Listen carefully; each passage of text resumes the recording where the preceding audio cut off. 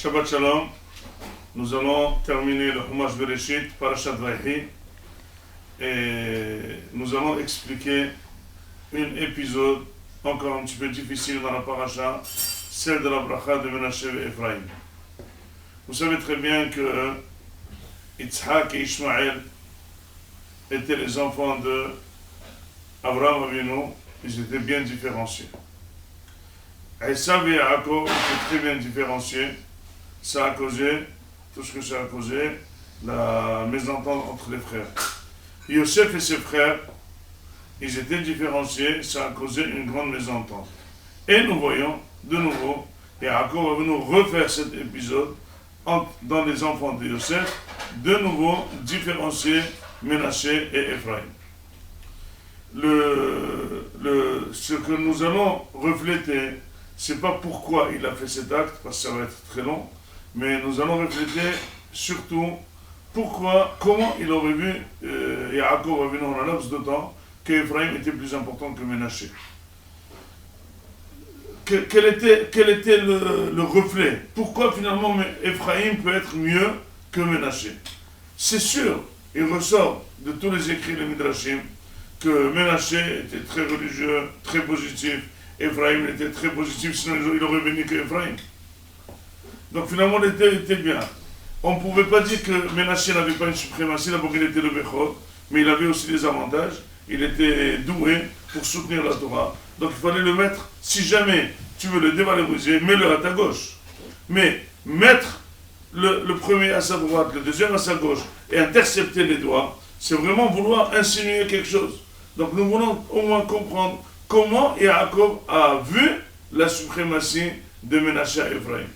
Nous allons refléter une petite idée extraordinaire dans le Hinnour. Le nom de Ménaché était Kinashani Elokim et Kol Amali. Nashani qui mon arabe Nisani, Akadosh Baruch Hu m'a fait oublier tout mon travail, tout ce que j'ai souffert. Donc c'est un enfant qui est né pour symboliser l'oubli de toutes les souffrances. Ephraim, qui est le deuxième né, il dit qu'Ifrani Elokim Be'eretz Oni, qu'Akadosh Baruch Hu m'a donné un deuxième enfant dans la terre de ma pauvreté. La question se pose, Yosef est encore plus roi, il avance dans son royaume. Le premier, il était très content. Le deuxième, il appelle le pays où il est roi, la Eretz Oni, il appelle que c'était le pays de sa pauvreté à lui. Mais pourquoi? Quand tu es roi, tu as tout ce qu'il faut. Pourquoi tu as détesté l'Égypte? Disent les Mefarshim que quand Yosef est devenu roi, il était très content, il y a eu un changement extraordinaire de prisonnier politique. À être roi, il était très content, il a nommé son fils Ménaché. Donc il dit, bon, c'est pas grave, je vais m'installer en Égypte. Mais quand il a vu qu'un homme religieux ne peut pas vivre avec les goïms, il a dit, avec tout le kavod que j'ai, Mitzrayim s'appellerait Eretz Oni. C'est une terre de pauvreté, je dois revenir en Israël.